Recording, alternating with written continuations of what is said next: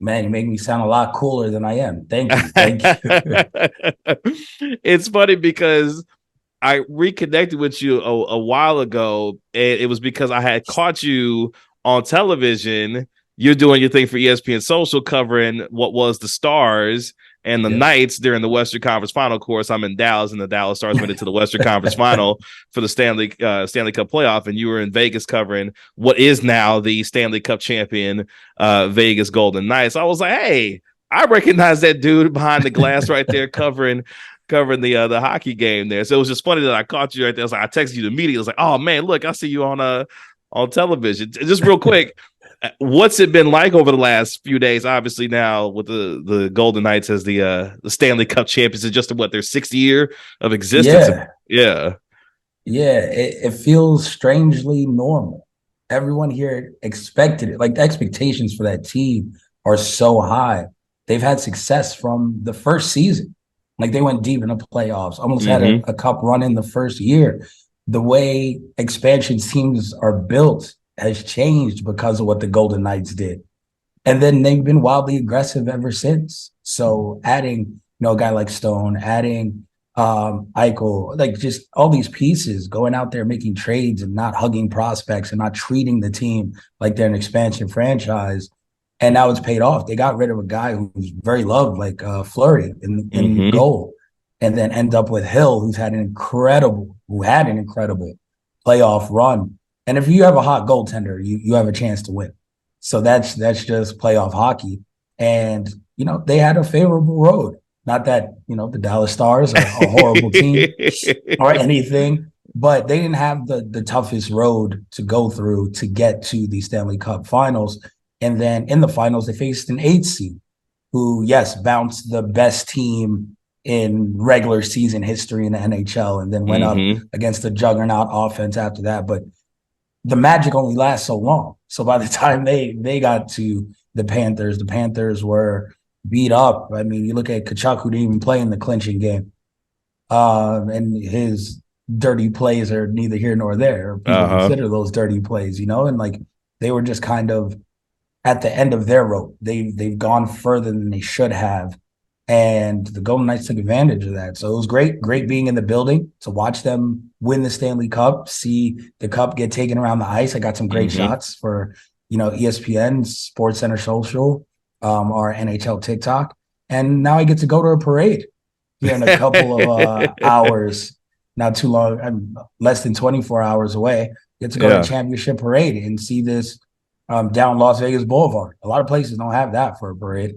So Yeah, it's true. It's true.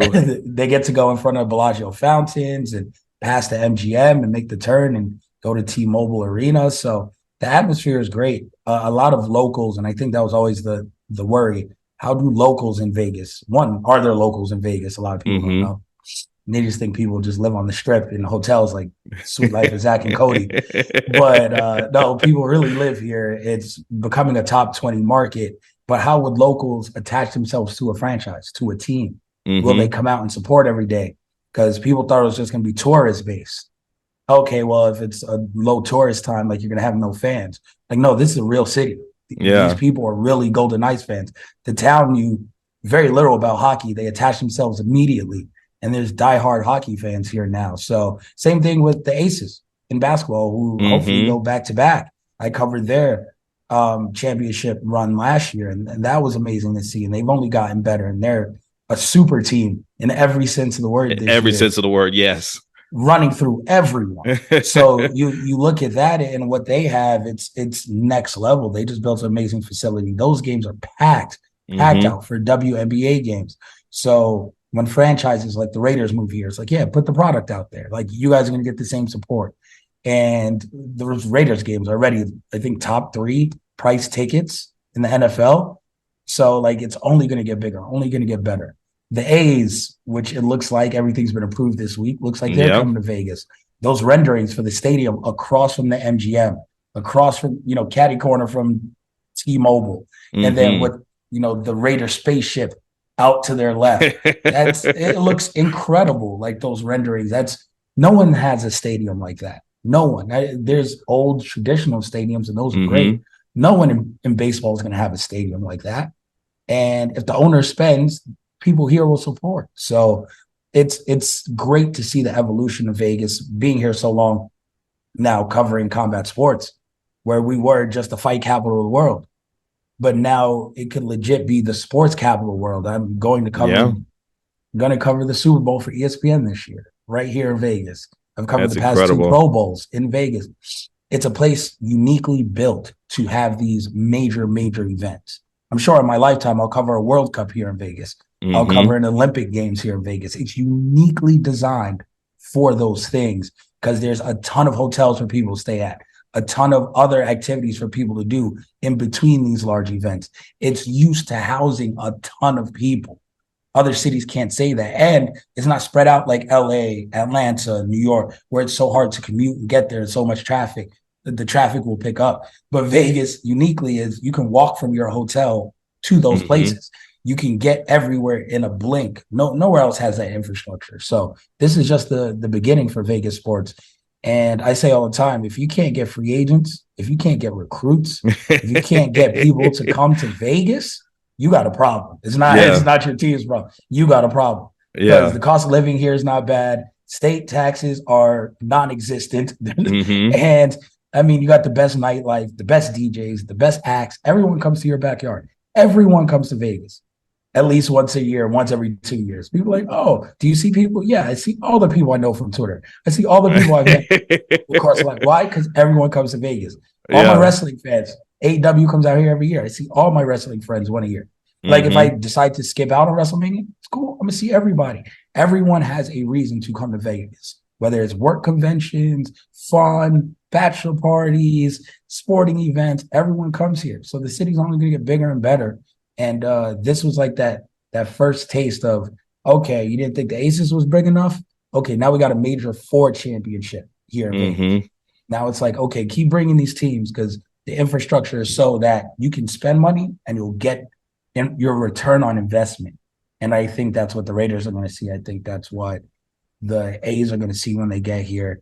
And I think that's why LeBron in every other interview is talking about he wants a franchise in the NBA. He wants to be a majority owner, and he wants that franchise in Vegas because he understands like there's a unique opportunity here to do something. Yeah, my wife keeps bothering me every day about trying to get to the Usher residency before it ends in October. Come through. What are you waiting for? That's what I'm saying. Like we try to get it all together so she can get out there and see Usher before his residency ends in October. So we try to make that happen before that's all over. It's funny you talked about the evolution of Vegas because it's been amazing watching your rise because you have kind of grown as the whole Vegas rise in sports has grown, obviously with the podcast, the Celtics Corner podcast, you and Andreas Hale, but you mentioned it, Vegas being the fight capital of the world, but it's really now becoming not just an entertainment capital, but a lot of these sports are coming there. What has that rise been like for you, focusing in on obviously with the MMA and boxing, but all the other things that are surrounding that and how that informs the way that people still really come there for whether it be boxing events, obviously with the UFC and their headquarters there in Vegas as well, what that's done for those two entities specifically given the history that they have in Vegas. I mean, I'm first and foremost just lucky, right? Like I've been lucky my entire career in journalism and covering sports. My entire sports career, I've been very lucky. I would say that I work very hard. So being lucky happens to happen to me more than others, maybe.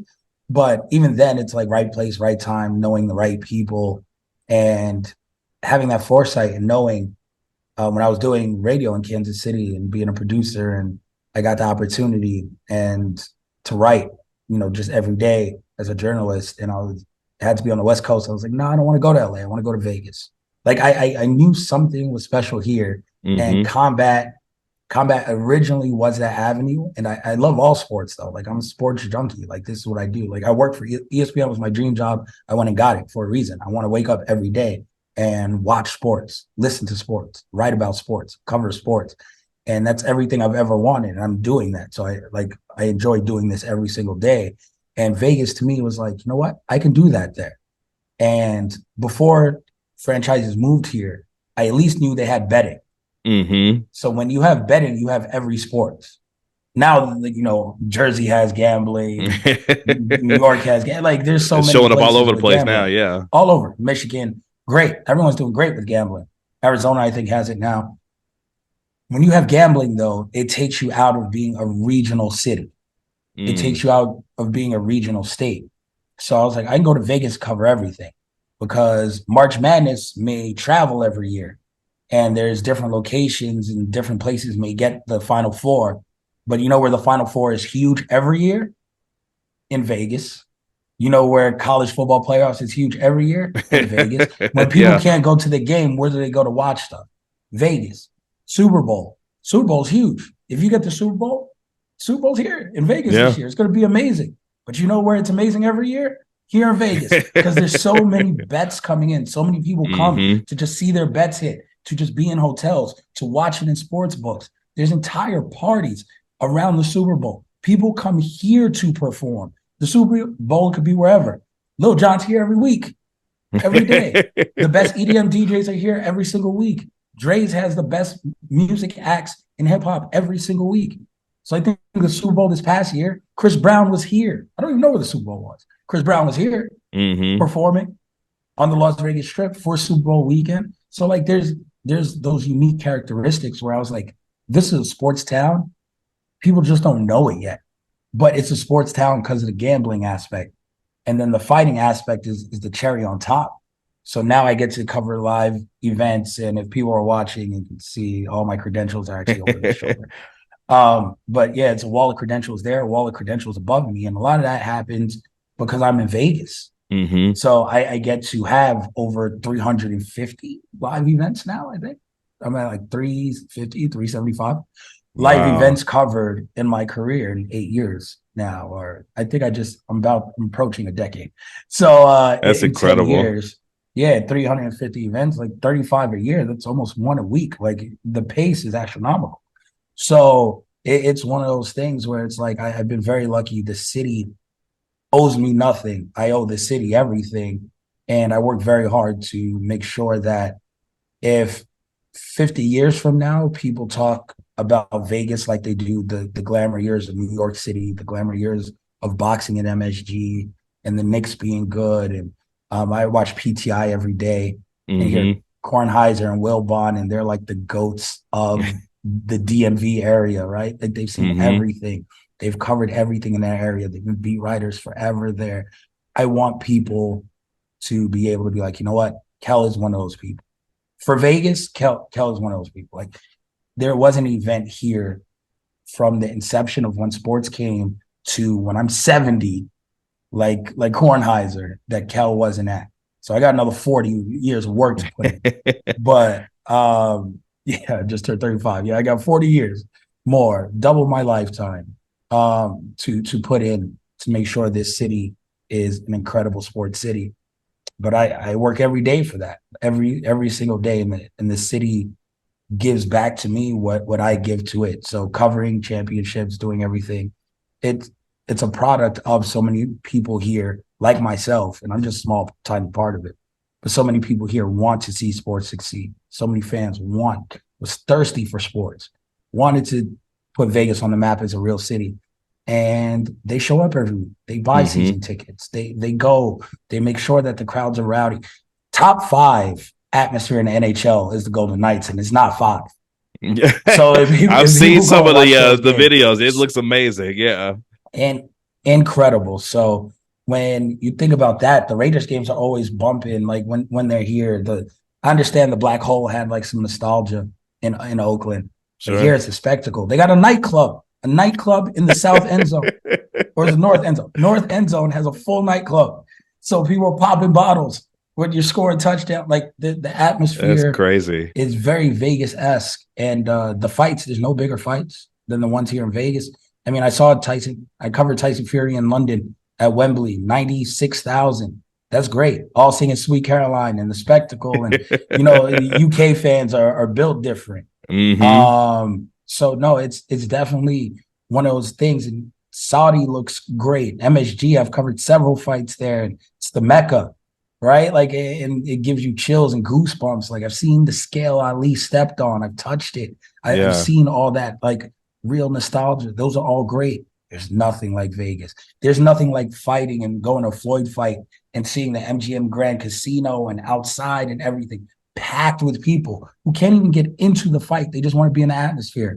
And then shout out to my co-host Andreas Hale. We call it urban loitering, where people just sat out there and they just hang out. They just loiter outside just to be in the midst, to taste the air around these events. And Vegas is very unique in that way. So I think for everyone, if whatever your sport is, whatever your vice is, whether it's gambling or whatever, or whether you love the music, you want to come see Usher, want to come see Bruno Mars, come out. Like the environment is infectious, and there's very few places, probably none like Vegas. And do it in moderation. 3 days. 3 days, you go home, you have a house to go to. It's cool. You don't gotta take out an auto loan or a double mortgage or done. Like you go home, be a normal person. 3 days. You have the time of your life. So I really encourage everyone, and I love seeing the growth of sports here in Vegas. It's funny, you were talking about obviously some of the biggest events that are there. One that's near and dear to our hearts here in Dallas, a fight that we have been wanting to see in the making for the last several years. And we're finally going to get it in Vegas, T-Mobile Arena, July 29th. Undisputed, undefeated at 147 on the line between Errol Spence Jr. and Terence Bud Crawford. I'm not going to lie to you, Kel. For us here in Dallas, we felt like this might have been going down the road of the whole Mayweather-Pacquiao road of, are we going to get this fight 5 years too late when these guys are out of their prime? But they were able to get it done. Of course, they just completed their press tour in New York and Los Angeles. But for those who have been wanting this fight to happen at 147 between the two best fighters in this division, what does this fight mean for the sport of boxing for these two to have what will be a 4-belt, undisputed, undefeated champion, regardless of who wins in Vegas at the end of July? It means that the youth has changed boxing. And boxing, I won't say won't ever be the same, but it's finally changed for the better. And we didn't see that before influencer boxing. We didn't see that before guys like Devin Haney were like, yeah, you know what? I won a world title at 21. David Benavidez, world champion at 21. Teofimo Lopez, undisputed at 23. Devin Haney now undisputed at 23. Gervonta Davis on pay-per-view solo at 23, 24 years old, to the point where now he's the biggest star in pay-per-view. I think he probably starts outselling Canelo, because Canelo's on the zone. No one knows their numbers. Biggest pay-per-view star in boxing at 28 years old. Check the records. Mayweather wasn't that until 32, 33. De La Hoya wasn't that until 30, 31. Like you keep going back. Tyson was a spectacle. Outside of that, this not normal. But Tyson wasn't fighting the best either as he was doing these things. And when he did, he lost. So like it's one of those things where we see that streaming, and it's kind of like music, where Napster and all that stuff, the youth, where they're like, yo, we're file sharing with LimeWire and Napster. And it was like, yeah, we can buy your whole album for $13, but there's like 3 songs we like here. And you're just filling it with a bunch of filler. Like, I'd rather just share the 3 songs I like. Then they started individually selling songs, right? And then you can buy singles like for 99 cents and all this stuff. And then after that, it was just like, okay, well, Apple was just like, you know what? We're just going to give you a subscription. And now you can do that and share, listen to all the songs you want. And then they had to adjust. The music industry had to adjust. That's boxing. They're like, yeah, pay-per-views are great. Yeah, people are selling 1 million, 2 million pay-per-views. It equated to this. Pacquiao and Mayweather were the last of, we have old fans who are going to buy traditional pay-per-view because they don't know how to stream it. They don't know the sites. They don't know where to get this. So they're going to pay, and we're going to get 3-4 million pay-per-view bucks. That's it. They're gone. Everyone else's fans are young enough to go on Twitch, to go on Twitter, to find links, to all this stuff. Yeah, if you're fighting bums, no, there's not enough of those fans who are not going to bootleg your stuff. But young people showed And that's huge credit to Jake Paul. When you come from YouTube, when you come from Twitch and these platforms, and a lot of older people don't like really understand what these platforms are about. These other new streaming platforms where kids are like huge. You can join these platforms for free, but people donate money. Platforms like people say whatever they want. Platforms like OnlyFans, right? Like the adult industry was dying off. Like there's no major promotions anymore, no major motion pictures in the adult industry. People kind of like, you have to adjust and take this over. People are like, oh, how are you going to make money? There's no like crazy cardboard boxes and like you go into like CD places to buy these things. Like, no, but direct to consumer works, and people and whether it's these adult people or whether it's streamers and these kids, and they're all young, it's all youth in a certain thing. They realize like, you know what? We can give a ton of stuff away for free, and some people will bootleg it. But if we put out real quality, our audience is so used to just giving us money because they like us. Yeah. And Jake Paul can sell pay-per-views because his 25 through 15-year-old audience is used to going on his streams and tipping him and just giving him little money or giving him $20 for a shout out or buying merch. Kids buy merch from everyone on YouTube and all this stuff. And it's just like, yo, that generation is used to that, but it's used to supporting someone that gives them a reason to support. So now you see Ryan Garcia and Tank, and you're like, yo, how can they do 1.5, 1.6 million pay-per-views? It's like these kids now have money. Their parents have money. They're ingrained in buying things. If you are a parent right now and you've never bought your child Roblox, bless your heart.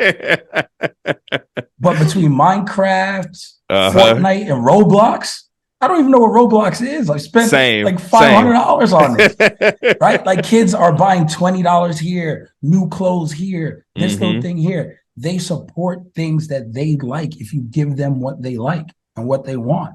And these young people, Jake Pauls, the Tanks, the Ryans, if you make the fights people want, they're going to put their money into it. Yeah, that's how the new generation is ingrained. They support people. And Jake Paul can fight me and you, and he's going to do pay-per-view numbers because they're so used to just giving that man their money off of like, yo, I like you. That's the strength. Like, cool, thank you. I mean, there's people who abuse it, like the weirdo who's locked up overseas. I don't know, Top G, or I don't even know his real name. And he has like 1 million followers who are a bunch of like bros and weirdos. But like even him, like people just give him money.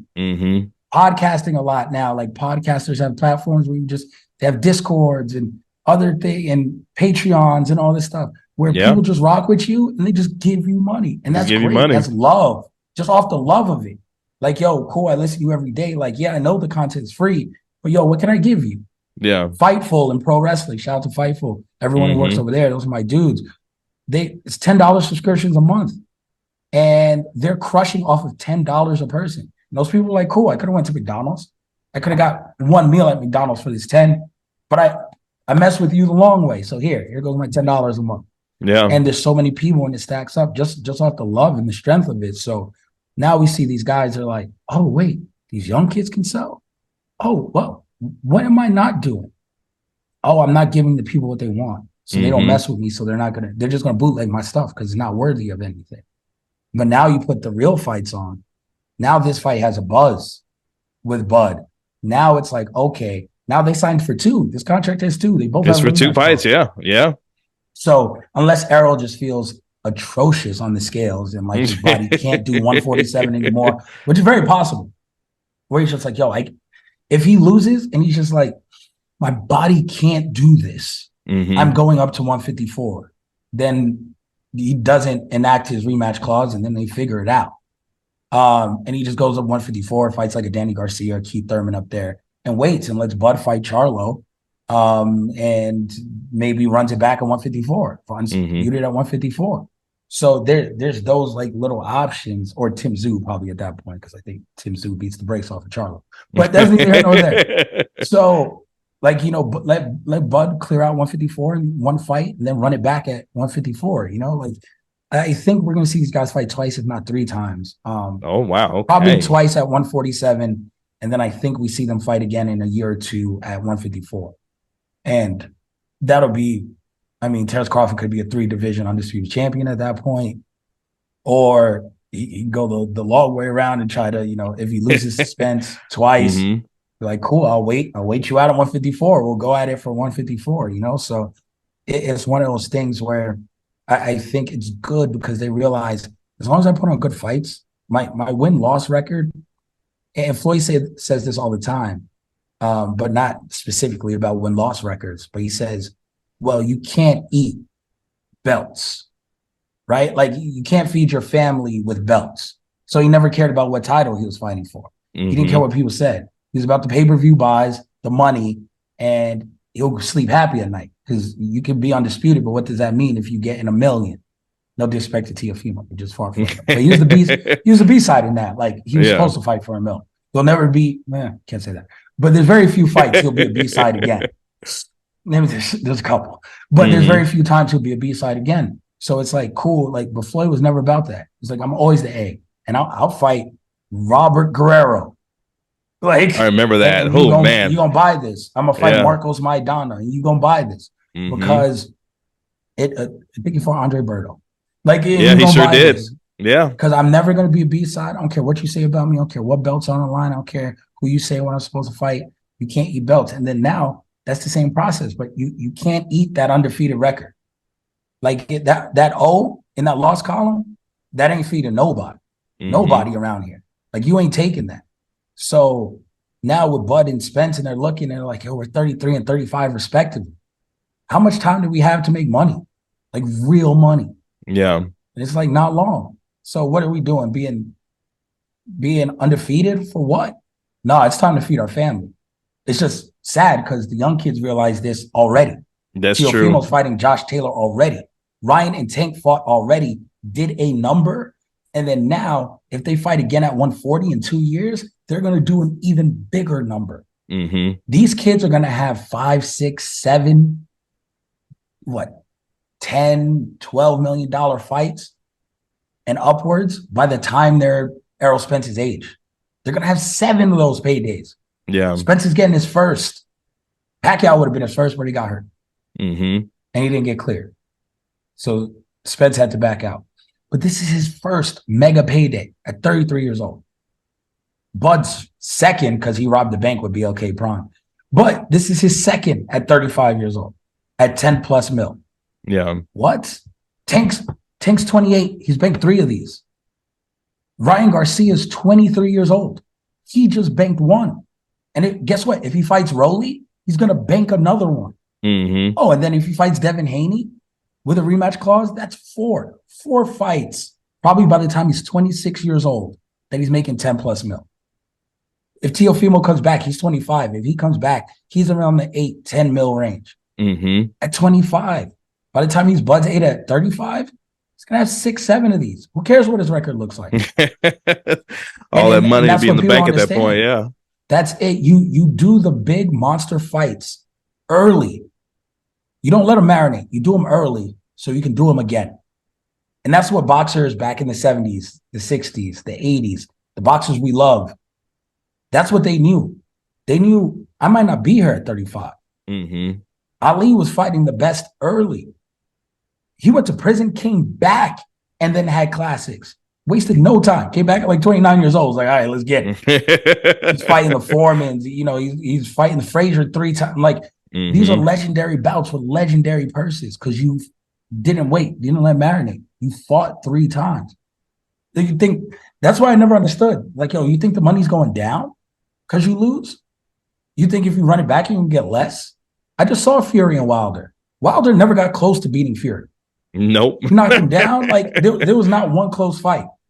Wilder in those fights, even losing, and they had to like flip the purses every now and then and stuff. Even losing, he made 40 mil, 30 mil, and then in the third fight made 30 mil. I'm not a mathematician, but that's $100 million. When he didn't get close to beating the man. And guess what? Even now, he came back, got a first round knockout. Him and Anthony Joshua in December are going to cash out for another 60 mil each. And Wilder's gotten starched 3 times. and he's about to get 60 mil. What are you waiting for? Like, what are you harboring a record for? It makes no sense. So these young kids understand it. Spencer Crawford are finally understanding it. It's like, yo, the faster we can rack up these super fights, the faster I can pad my bank account. And maybe the quicker you get out the sport too, if you're ready to get out when you're ready to. That's easy if you want. But what else do you do? Like, that's the key with boxers. Like, they all want to get out, but what else do you do? You're going to stay in. You're going to fight. The key is, did you waste all this time fighting bums, protecting that record, and you're going to stay around till 36, 37, get beat by a young whippersnapper, you're going to put your lights out, and then you've only had 2 big fights because you've been protecting that zero. Somebody's going to catch you. Yeah. Or do you want to put on big fights, maybe have 3 losses, 4 losses, maybe say like you're 35-3-1. Say that's Ryan Garcia's record when he's 35 years old. 35-3-1, 35-4-1. But his losses are to Tank, Devin Haney, Shakur Stevenson, and Teofimo Lopez. All big pay-per-view fights. He only loses to the other princes of the sport. Like, we have the 4 kings, we have like 5 princes now. He only loses to the other 5 princes. Right? Cool. Starches everyone else. By the time he's 35. Now he's fighting the next wave, the young kids, the kids who are 15, 16 right now, preparing for the Olympics. Like De La Hoya did. De La Hoya fought everyone. Mosley, Trinidad. He fought the best from yesteryear. Yeah. With Chavez, all this stuff. So by the time he got to Mayweather, who's a little younger, okay, beat me then. Pacquiao, beat me then. So what? I'm cashing out because I've already cashed out 10 times. And I'm going to cash out with Yao too. I'm going to call it a day and I'll be out. And that's the real game. And like, people are just realizing that wins and losses don't matter. This ain't the NBA. They're not, you don't got to get a 1 seed. Like, that's a great analogy. Yeah, that's true. Yeah, you're not getting a first round bye because you're undefeated. Wins and losses don't matter. This is prize fighting. Yeah. They want to see the best against the best, and people will pay for that. And your bank account will look great because you're doing that. And by the end of it, you're going to realize, I'm glad I didn't get punched in the head by bums and make 10 times less than this. I at least got punched in the head by the best. And my bank account shows this. And I'm happy with where I am. Because the biggest fallacy in combat sports is that cans, as people call them, cab drivers, these people who are lesser than, that they don't punch hard, that those punches don't mean anything. Because regardless of who punches you in the head, no matter who you fight, you're taking 80 punches to the head every fight. Yeah, everyone doesn't hit like Tank. Cool. But you're still taking 80. Yeah. So why not get hit by Tank and make a lot more money to take those 80? Because everything adds up. So you're winning, but the damage is still going to be there at the end. Make that damage count. Fight the best. Get the most money. Who cares about that? Oh, the top 5 people in my boxing, pound for pound ever, all have losses. Multiple. Sugar Ray Robinson, to me, is the greatest boxer ever. He lost. Took him forever to lose. But he lost several times. You know what he did when he lost? He ran it back. He got that dub back. Ali has the greatest trilogy of all time. There's no rubble in the juggle if he doesn't lose. That's true. Like, Ali's not the greatest to many people if he doesn't lose to Frazier, creating that doubt at MSG, and then take the show on the road, rope and dope, win again. Then he goes in a fight where he's supposed to lose against Foreman and then wins. Yeah. And Norton beat the shit out of him. Who cares? Like, you go, you run it back, you get those wins back. That's what builds champions. That's what builds legacy. Pacquiao had like 5 losses. People to this day, if he fought Juan Mayweather, if he fought Marquez, what for the 80th time, it's like, dog. No one cared. People forget that Pacquiao lost twice before that Floyd fight. It's the biggest fight in the history of boxing. Biggest fight in history of boxing. Pacquiao had already lost to Tim Bradley. He had already robbed against Bradley. No. Exactly. Yes. Got robbed in Australia. Yes, Jeff Horn. Yep, sure did. Jeff Horn, and I Mhm. believe 2 fights before he got knocked out by Marquez. Mm-hmm. Because that was my first boxing event ever, by the way. That was my first live coverage event. Marquez Him. knocking out Pacquiao. It was my first one. Wow. Yeah, Okay. Pacquiao Marquez 4. That credential is somewhere prominently hung here. It's my first live boxing event that I covered. Knocked him out cold. That's a hell of a Yeah. fight to see it cover for the first time. Yeah. And then 3 years later, because we launched the Corner podcast, which is now 8 years ago, for Mayweather Pacquiao week.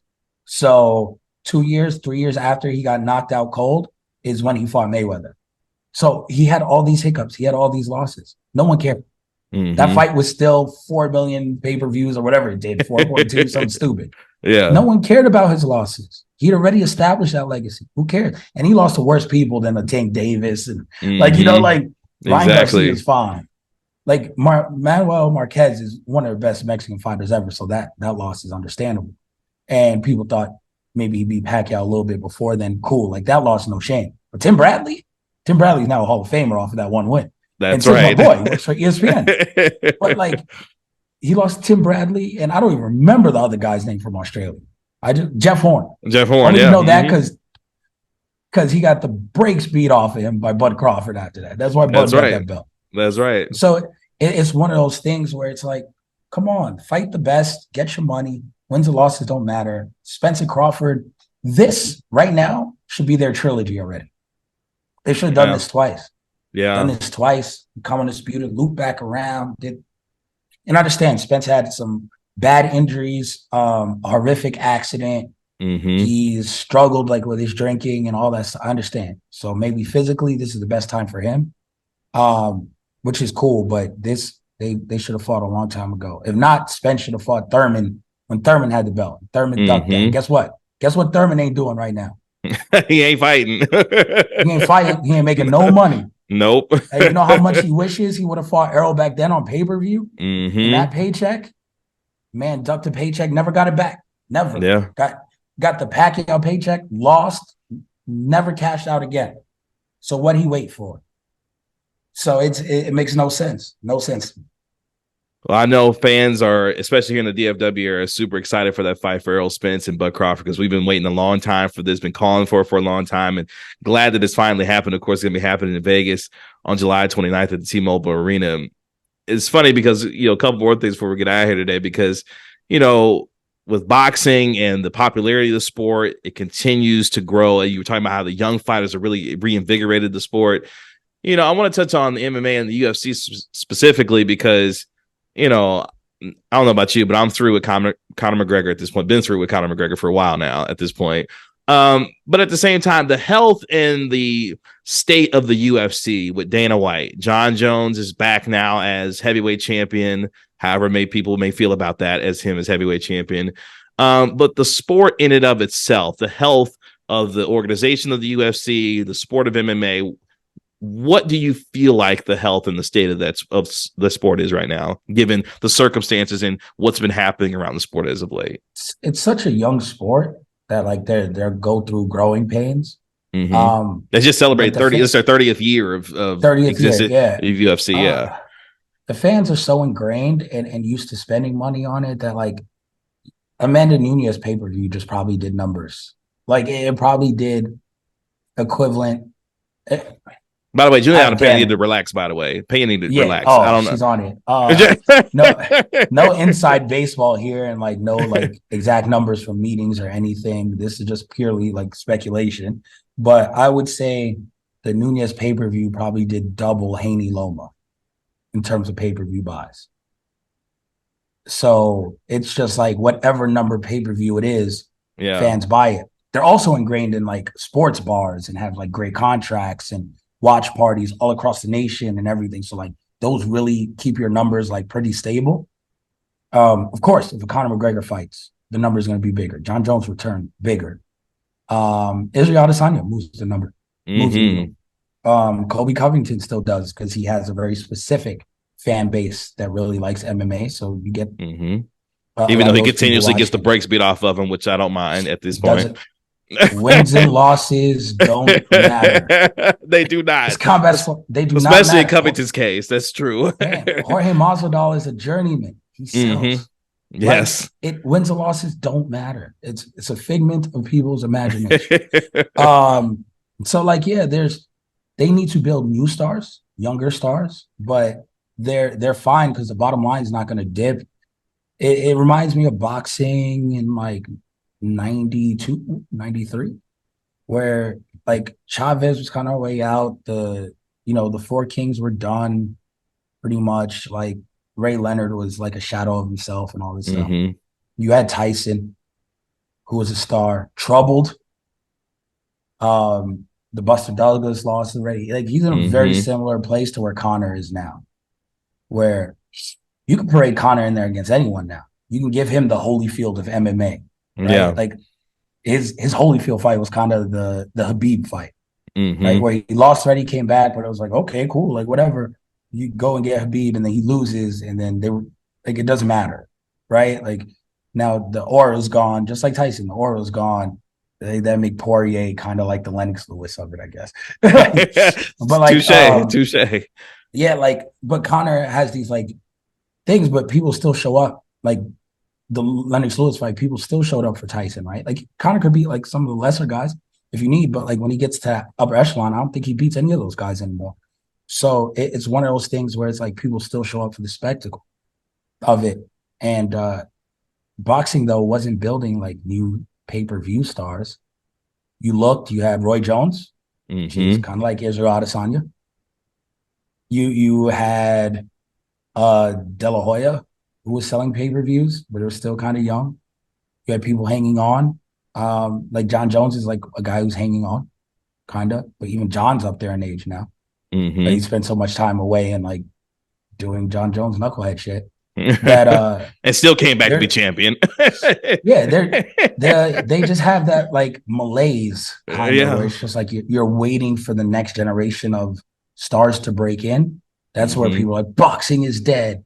Like, yeah, but then Floyd came, right? Like, Roy held it down, De La Hoya held it down, and then Floyd came. And then Manny bubbled a little bit next to him. And next thing you know, you have these stars, right? Like, they're waiting on their next Ronda Rousey. They're waiting on the next Conor McGregor. They're like, Sean O'Malley has something, and he can fight.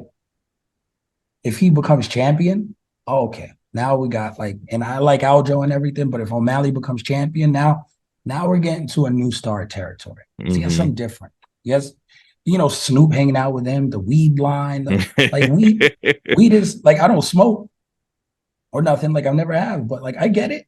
Like weed is hot right now. Like kids love that shit. Like he's like a super like stoner guy who throws hands and has colorful hair. Like that's right up these kids' alley. Like Tekashi 6ix9ine was just a thing.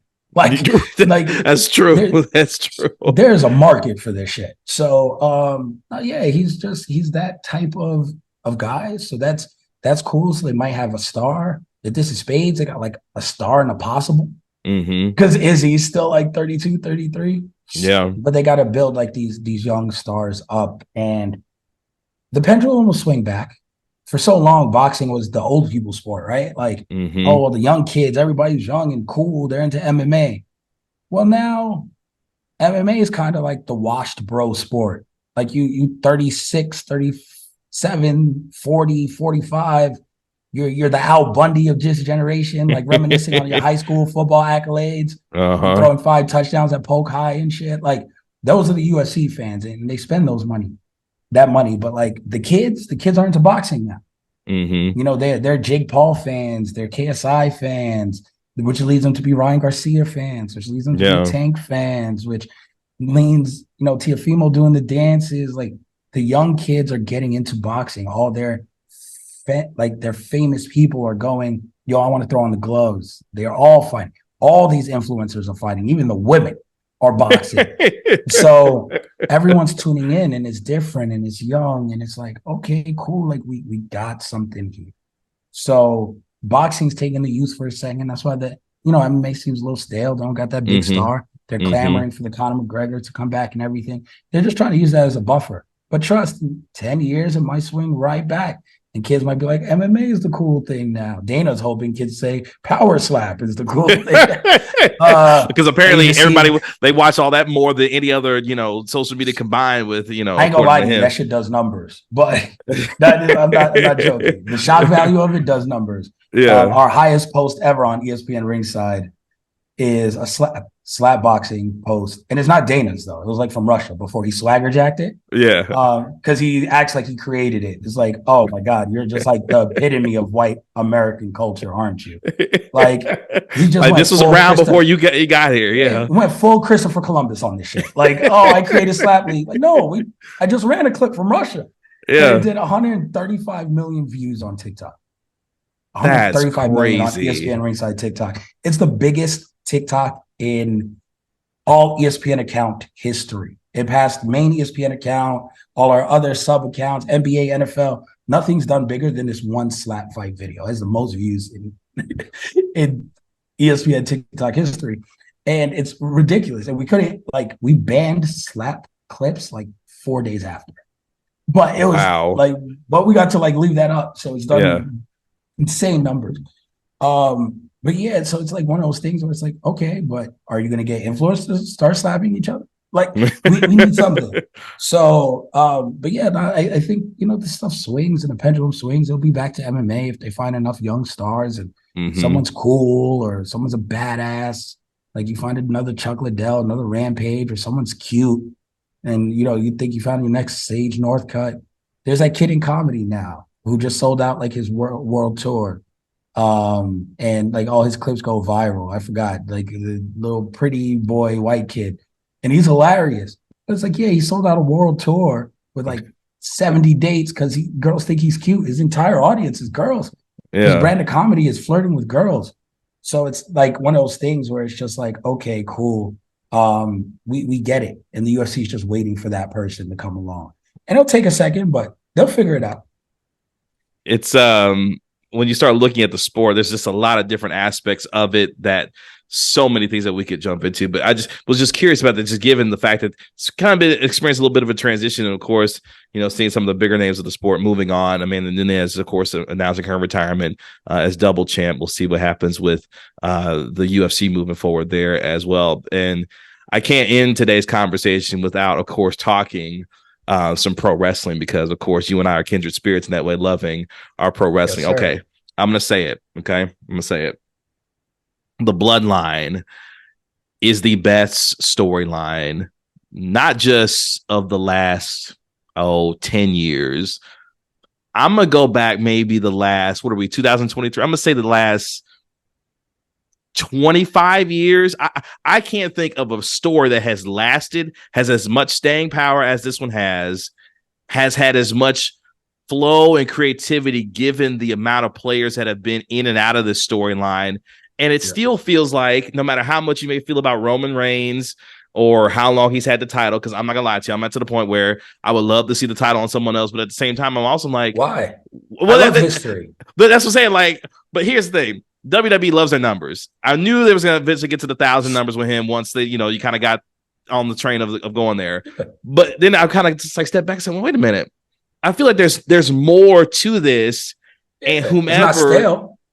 That's the thing. It's not stale. So that's kind of the juxtaposition that I've had with it is, at some point I do kind of want it to end, but at the same time, just like, I feel like there's just so much more. Because now it's funny. I saw a poster the other day, and it was a rip off of the old, Avengers Civil War type movie. But it was amazing because it's like, oh, you got Solo and Reigns and Heyman on one side, but you got Jay and Jimmy on the other side. Like, I guess I'm hooked, like this whole idea. So where are you with the Bloodline and just Roman's work since he returned a few years ago after coming back from, everything with COVID and, the cancer and everything? Where are you with Roman and the Bloodline at this point? He's the best pro wrestler in the world, because pro wrestling at its core. And I love it. Understand, like, Bryan Danielson in ring is the greatest thing I've ever seen. Real quick, him and Okada at Forbidden Door. Oh, fine. There's not enough stars Meltzer could give that shit. No. So like, Okada's incredible. Ospreay's on a different level. He has more 5-star matches on the Meltzer scale than the entire WWE in the history of WWE. So, like, there's crazy. people bell to bell who are incredible. Understand this. Pro wrestling at its core, and this is said forever, the goal is to put butts in seats. Mm-hmm. That is what you do. He is the best pro wrestler on earth because when he shows, when he's there, he has the best storyline, and he's not even there for you. He's had the best storyline for 3 years. As great as in-ring bell-to-bell wrestling is, and I love it, what I remember from when I was a kid, from the 80s, the 90s, I remember the promos more than anything. I remember the feuds more than the matches. I remember Dusty versus Flair, and it's a 4-year saga for Dusty to win that belt. I think he held that shit for 2 months, and then Rick won it back and kept that shit until he lost it to Steamboat. Right? Like, Ric Flair's story between Ricky Steamboat, Dusty, or Steamboat, he beat Steamboat. Steamboat beat him, and then I think he then went into Dusty, beat Dusty again, and then end up losing it to Sting, I believe. Mm-hmm. So that's like the timeline of Ric Flair. That story arc, and it's like 8 years long. It's probably the greatest story ever told in pro wrestling. And he dropped the belt to people, got that shit right back. So him and Roman are not very different. Ric Flair held the belt 7.5 years out of 8 during this story arc. And Big Gold is synonymous with him for a reason, right? Like, he is that guy. He is the champion of champions. To be the man, you got to beat the man. That is a quote everyone knows for a reason, because for 8 years, he was the man. And that story arc is, for my money, the Ric Flair story is the best story in pro wrestling ever. Then you get into McMahon, Austin territory, and that was great. It was like 2 years, year and a half, 2 years. It was very high, but it didn't last as long as people may think. And that was built on the foundation of a very organic, everyday American. Like, I hate my boss. I can't stand my boss. I want to beat up my boss. And Steve Austin was the epitome of, I get to beat up my boss all the time. Exactly. And but the depth at its core, it didn't have what the Bloodline has. Mega Powers Explode is top 5 storyline to me, because it made you really feel like that was the first time I said, you know what? To hell with Hulk Hogan. I ain't eating these vitamins. I ain't going to sleep. Like, no, like, I don't like Hogan. He had lust in his eyes for Miss Elizabeth. Like, that 1 year story arc was phenomenal. So we've seen these. The Bloodline feud, when it's all said and done, if it's paid off correctly, and whether it's in the next half a year going into Mania or a little bit longer, it'll be hard pressed to say this isn't the greatest storytelling in pro wrestling history ever. Wow. From Roman coming back from cancer, winning, having to leave again because of COVID, and then because he just wasn't allowed, like, he's immunocompromised, so then coming back when he could, still in the COVID days, empty arena, as a heel, wreck everybody and leave. The shirt, crushing shit, getting Paul Heyman to establish him as a further heel, which is Paul is the best mouthpiece for heels. Best manager, one of the best ever. Yeah. Paul E. dangerously, like, no one does it like Paul E. Yeah. So you get him, and the matchmaking there is perfect. And then saying, and this is the biggest thing, heels, even when you don't lose, to put other people over and make them bigger is a very special quality. No one has left a Roman feud and gotten worse. Everyone has gotten better. Everyone has been elevated to a different level by facing him. Every single person. Agreed. Main event Jay, like, he's just an Uso. And then Jimmy was hurt. And they're like, okay, what are we going to do? And main event Jay was born. He's like, this guy could win the title. Like, he was just a tag team guy. And then going to the formation of the Bloodline, the Kevin Owens feud, which I still think is one of Roman's best, if not his best. That Kevin Owens feud, and like handcuffing him to the thing so he could win, and like always winning dastardly. And by the way, Kevin Owens right after that ended up main eventing WrestleMania with Stone Cold Steve Austin. Then main evented WrestleMania again when they brought him back. He was out of the loop for a year and a half. They brought him back in the loop with Sami Zayn, and they main evented Mania again, all off of the orbit that is Roman Reigns. Finn Balor loses to Roman Reigns in the Demon Paint. It releases him from always having to do demon. Guess what Finn does? Take some time off. Guess what he does when he comes back? Judgment Day. How hot was Judgment Day? People like they don't win all the time. Are they on TV every day? Is Rhea Ripley the best thing in women's pro wrestling? Has it completely changed the narrative on Dominic Mysterio? Nuclear heat. This kid, I was saying, doesn't even belong in NXT. No, before the Judgment Day. Now, biggest heel behind Roman Reigns in the company. Damian Priest probably wins Money in the Bank. He just went crazy. He's had two Bad Bunny matches. I will say though, LA Knight match, incredible. I'm an LA Knight guy. I'm not gonna lie to you. I'm LA I love LA Knight. He don't got heat like Dominic. He's the he does not. He does not. Yeah, that's true. Cool yes. Biggest heel, like pure heels. Dominic's number 2 in the company. No one gets booze like that. No one gets heat like that. So Finn, being the architect of this new, this new team and formation and stable, got that because his boost off of Roman. Everyone who's left from Roman feud has been better. Drew McIntyre may be aside. But Drew had one hell of a run. So it's one of those things where it's like, as a heel, he hasn't lost, but he's elevated everyone. Sami Zayn went from doing Jackass at WrestleMania, which was a very entertaining match, to people in his hometown of Canada being dead fast of, I'm not going to watch anymore if he doesn't win the title tonight, to getting the loudest pop of his life, to then winning a tag title with his best friend of 20 years at WrestleMania. And by the way, I think those two feud at this WrestleMania for a title, probably for the one Seth has.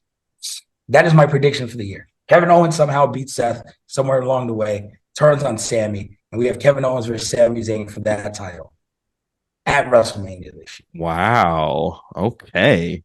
So that's like, this is a 3-year arc for Sami that's completely changed his career. He's a main event guy by losing to Roman. Oh, and by the by, Cody Rhodes is still as hot as ever. But yes, now it's the best. Again, it's going to go down probably as the best program in the history of pro wrestling. And Roman Reigns is the best professional wrestler in the world right now. And we'll see where this leaves his legacy at the end of it. But as great as The Rock is, and we love The Rock, we love some of those promos, we love his time, I'm not sure he's at Roman Reigns' level. Stone Cold Steve Austin is great. Yeah. And Roman is approaching that. It's crazy because I think about where Roman was, the suffering succotash promo from SmackDown that one time to all the things that he's been through. And for him to go from some of those low moments to where he is now, because at one point, for a lot of us, we felt like he was the next corporately created Cena, in the fact that they were finna shove him down our throats continuously for years. The whole Undertaker thing, him retiring the Undertaker, you know, whatever the case may be, all of that, it just felt forced. But then all of a sudden, it's just amazing how time allowed him to remake his. Look, I joke all the time with people. I said, my man fixed his teeth, put on a pair of Jordans, has been a menace ever since he came back. Like, he's been a complete menace ever since he came back. And it's just amazing the transformation that he's experienced. To, I mean, there's no arguing. He's the best right now. He is. I acknowledge you, my tribal chief. I acknowledge you. That's right. Throw your ones up to the sky. Throw your ones up to the sky. This has been fantastic. Tell the folks, Kel, where you're at, what you're doing these days, and what you got going on, man. Yeah, man, I appreciate you. Thank you so much. You can follow me all social platforms at Kel Dansby everywhere. You can follow my work for ESPN at ESPN Ringside. And please follow the Corner Podcast. Wherever you guys listen to podcasts, we have one pro wrestling, one boxing, and one MMA show every week. So whatever you guys like, we have it. Trust me. You can listen to all three, or you can listen to whatever combat sports you like. But for myself and my co-host, Andreas Hell, it's great. I appreciate you. Thank you for having me on. It's always a blast. I love coming on here and chopping it up. Well, look, man, I appreciate it. This has been a lot of fun, and I cannot wait to do this again. Of course, the next time I speak to you, hopefully be in person. That way my wife can be satisfied to go see Usher, and then maybe I can get satisfied and go see Bud Crawford and Errol Spence get down in Vegas at the end of July. So that's what I'm looking forward to. Let's do it, man. I'll be here. Can't wait. I appreciate it, man. That is it for this episode of the Gray Area Podcast. Again, you can find the podcast on Apple Podcast, Spotify, wherever you get your podcast for free. Make sure you give the podcast a 5-star rating, write a review while you're there. And of course, you can check me out in your home of the Cowboys, the Texas Rangers, 105 through the Fan. I'll be back next week on the Gray Area Podcast. I'll talk to you later. Peace.